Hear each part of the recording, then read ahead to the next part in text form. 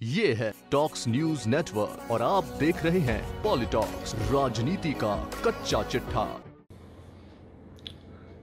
आज हिंदुस्तान की आवाज जीत गई, नौजवान का आक्रोश जीत गया और हिंदुस्तान की जनता की बहुत बड़ी जीत हुई है। एक बार फिर लोकतंत्र में ये पता चल गया कि नौजवान की ताकत क्या होती है। केंद्र सरकार को झुकना पड़ा, प्रधानमंत्री जी का घमंड नीचे आ गया। 18 से 44 की वैक्सीन फ्री हो गई क्योंकि सुप्रीम कोर्ट ने ये कह दिया, प्रधानमंत्री जी केंद्र सरकार के लोगों ये बताना पड़ेगा 3 रेट क्यों निर्धारित की, 35,000 करोड़ कहां गए। पूरे देश में जवाहरलाल नेहरू जी प्रथम प्रधानमंत्री के जमाने से वैक्सीनेशन फ्री होता है, तो पूरे देश में वैक्सीनेशन आप फ्री क्यों नहीं करेंगे।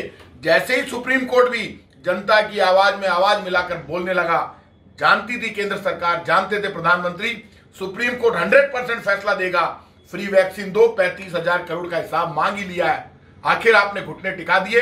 ये लोकतंत्र की जीत है, हिंदुस्तान के जनता के आक्रोश की जीत है। 18 से 44 की वैक्सीन जो फ्री की गई है, ये एहसान नहीं है। प्रधानमंत्री जी, केंद्र सरकार के लोगों, आप फेल हो गए कोरोना संकट में, लाशों के ढेर लग गए, आपके पास वैक्सीन है नहीं, इसलिए अब आपने फ्री किया, लेकिन टाइम फिर 21 जून पर ले गए। कोई बात नहीं, देर आए दुरुस्त आए। आपने जनता के आक्रोश के सामने घुटने टेके हैं, भविष्य में गलती मत कीजिए। कोरोना संकट में जनता के साथ खड़े होइए। अब पेट्रोल डीजल की महंगाई भी खत्म कीजिए और फिर गैस सिलेंडर की सब्सिडी शुरू कीजिए। जनता को महंगाई से निजात दिलाइए, बेरोजगारी दूर कीजिए।